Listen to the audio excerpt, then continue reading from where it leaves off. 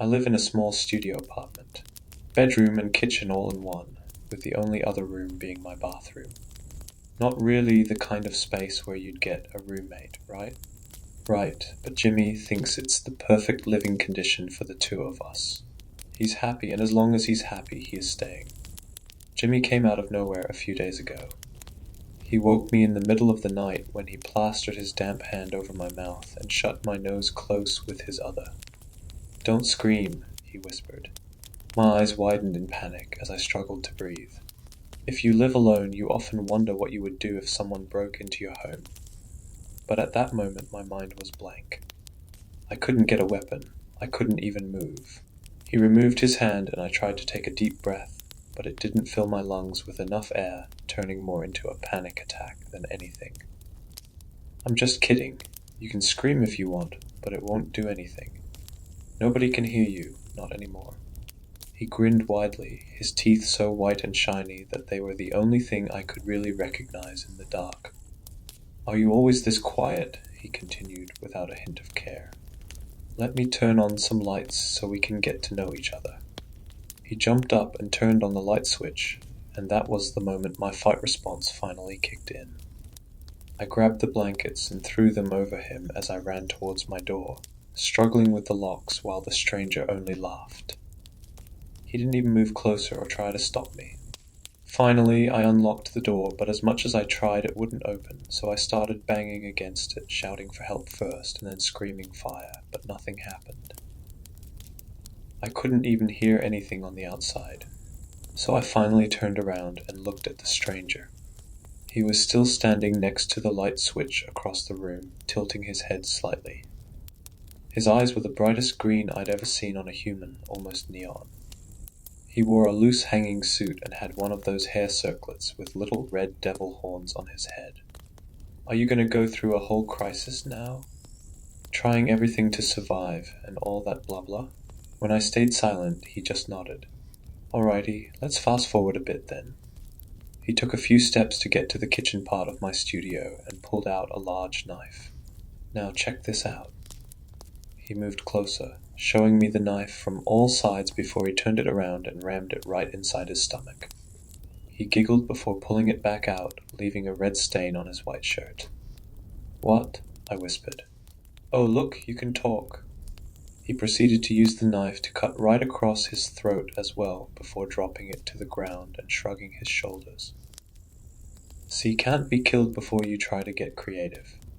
Then he walked up to the window and tried to pull it open. Stuck key, just like the door. Can't break them either. He waved through the window and turned to me. "Nobody outside can see or hear us. It's just you and me, buddy, for as long as I want." "What are you?" I spat out. "Oh, shut up. You sound like some character in a shitty movie." "I'm Jimmy, just Jimmy." He left the knife on the ground and walked up to my bed, sitting down and bouncing on the mattress a few times. Comfy. "Are you gonna stand there all night?" "Come on!" He patted the mattress with his hand, gesturing to me to come closer, but I was still glued to the door that wouldn't budge. The carefree look on his face vanished, and his eyes turned 2 shades darker. "I can't be killed, but you can, so come here and spend time with me, Joe." I didn't even question how he knew my name. When I still wouldn't move, he got up and trudged closer, his mouth forming into a wicked grin.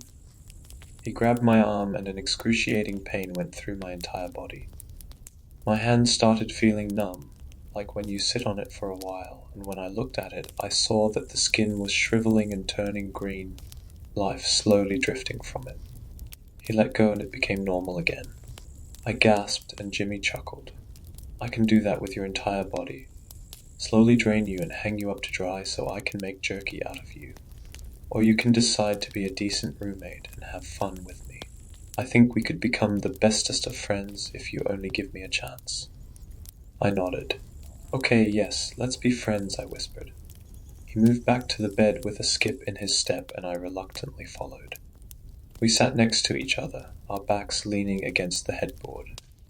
I had a television right in front of my bed, so I asked if he wanted to watch something, which he thought was a great idea. So I turned on some cartoons, and Jimmy kept completely silent, simply staring ahead. When enough time passed, I dared to speak again. Do you mind if I go to the bathroom? What? Of course not. When nature calls, you answer, Joe. Go right ahead. I locked myself inside the bathroom and just sat there, panting and wondering what to do. I spent so much time there that I almost convinced myself that I'd imagined it all, so I finally unlocked the door and walked out. At first, there was no sign of Jimmy, and I almost let the feeling of relief go through until I found him crouching on the kitchen floor. There were scissors and tape on the floor next to him, and it seemed like he was making some kind of collage, but he was leaning over his supplies, so I couldn't see much. What are you doing there, Jimmy? I asked in a shaky voice. Crafting. You were in there so long I thought you'd fallen into the toilet, he snorted. What are you crafting? This was absurd, the absolute definition of insanity, but what could I do? There was no way out, no way to kill this thing, and at least so far, he seemed mostly friendly as long as I didn't say no to things.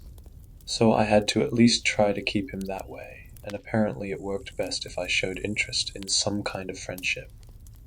I brought all these pictures I took from old friends, and I thought it would be nice if I made them into one big poster, and then we can hang it up on the wall. Because right now this only looks like your home, but it's mine too. Yes, good idea, I mumbled. Can I help? His eyes started shining and he smiled at me genuinely. That would be most fantastic, Joe. Oh, I like you already. All right, sit down. When I did so, he continued.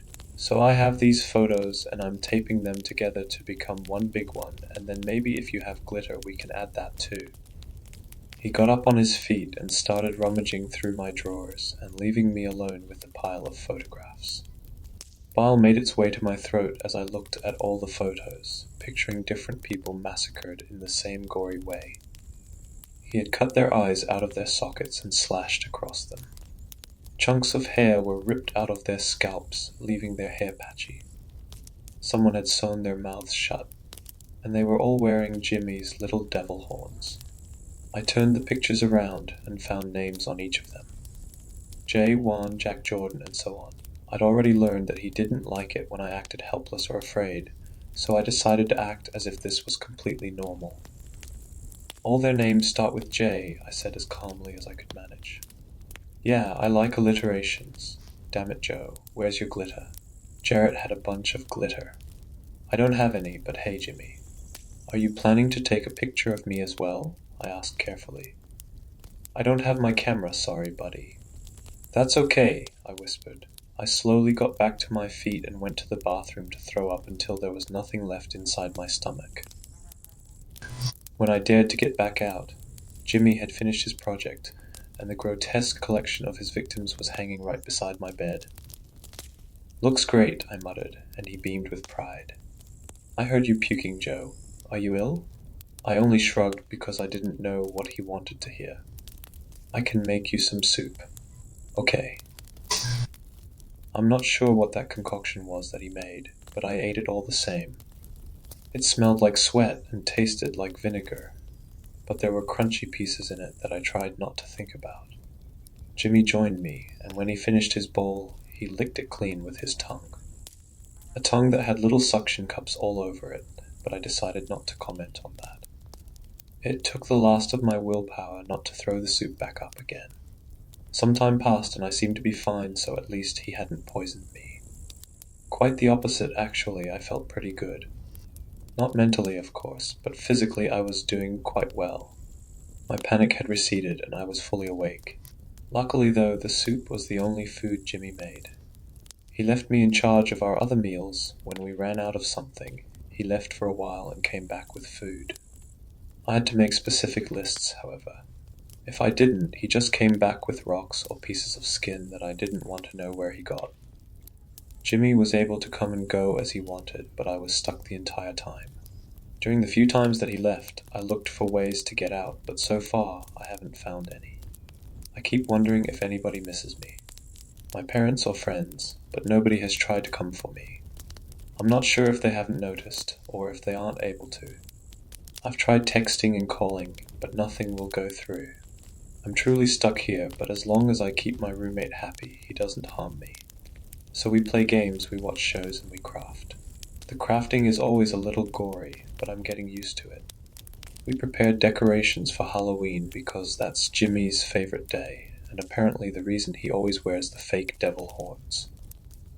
We have a pumpkin with real teeth, ghosts made out of sheets that are 100 years old, and dead bats that he collected hung up on a string. I'm not sure what our Halloween celebration will look like, but hopefully it doesn't end with a photograph of me.